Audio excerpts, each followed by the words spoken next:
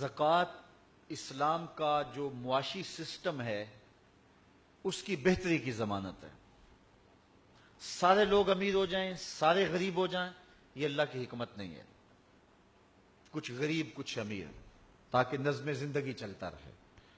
لیکن نظام زکوٰۃ اگر اچھی طرح سے قائم ہو جائے تو پھر غربت امارت تو اپنی جگہ پہ موجود رہیں گی، لیکن یہ نہیں ہوگا کہ ایک طرف امیر کا بگڑا ہوا بچہ گولڈن سیب کا ایک کونا کاٹ کے دوسرا حصہ کتے کے آگے پھینک رہا ہوگا، اور دوسری جانب بیوہ کا یتیم بچہ ہسپتال میں آخری سسکیاں لیتے ہوئے یہ کہہ رہا ہوگا، امی میرا جوس پینتے بڑا دل کرتا ہے، لیکن ماں اس کو کہہ رہی ہوگی، نہیں بیٹا تمہارے لیے مناسب نہیں ہے، اور وہ آخری خواہش پوری کیے بغیر دم توڑ دے گا۔ اگر نظام زکوٰۃ ہم قائم کر دیتے ہیں تو پھر معاشرے کے اندر محرومیاں ختم ہو جائیں گی، اور یہ اسلام کا دیا ہوا نظام ہے۔ میں آپ کو یہ بات بتاؤں کہ اسلام میں دولت مندی کی نفی نہیں ہے، لیکن دولت قارون سے روکا گیا ہے، دولت عثمان کی ترغیب دی گئی۔ 3 نیتوں کے ساتھ رزق کمانا اور رزق بھی حلال ہو مشروع ہے۔ پہلی نیت، اپنے آپ کو سوال سے بچانا، تو مجھے مانگنا نہ پڑ جائے، کسی کے آگے ہاتھ نہ پھیلانا پڑ جائے۔ دوسری نیت، اپنے بچوں کی کفالت کرنے کی نیت۔ تیسری نیت، معاشرے کے اپاہج، کمزور یا جن کا کوئی کمانے والا نہیں، ان کی مدد کرنے کی نیت۔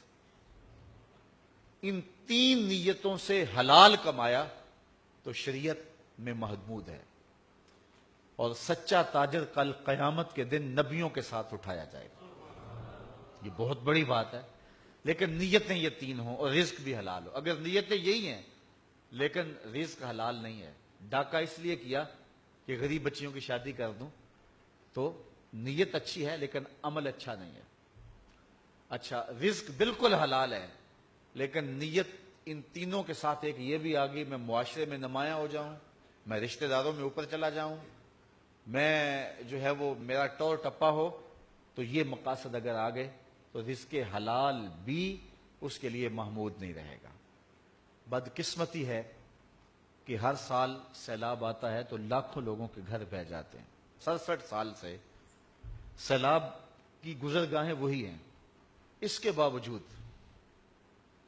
ابھی تک سیلاب تباہیاں مچاتا ہے۔ یہاں گزرگاہیں گہری کی جا سکتی تھی۔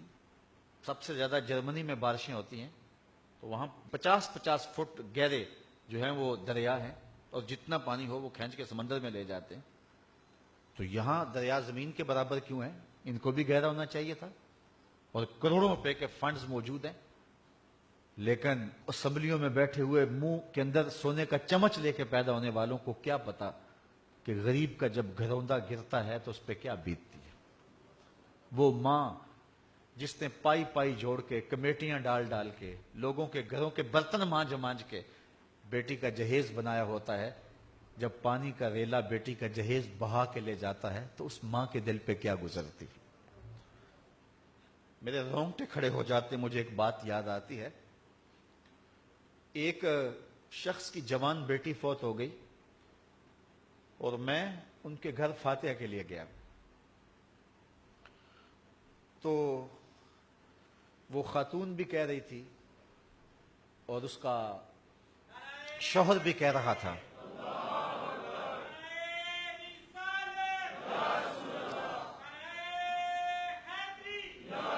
جوان بیٹی کے فوت ہونے کا دکھ اس کا اظہار ہو رہا تھا، اور ساتھ انہوں نے جو بات کی اس سے آپ معاشرے کا اندازہ لگا سکتے ہیں کہ ماں کہہ رہی تھی بیٹی چلی گئی، میری بڑی لاڈلی بیٹی تھی، بہت کچھ اس نے کہا، اور پھر آخر میں کہا چلو اللہ بہتر ہی کرتا ہے، اس کا جو جہیز بنایا تھا چلو چھوٹی کے کام آ جائے گا۔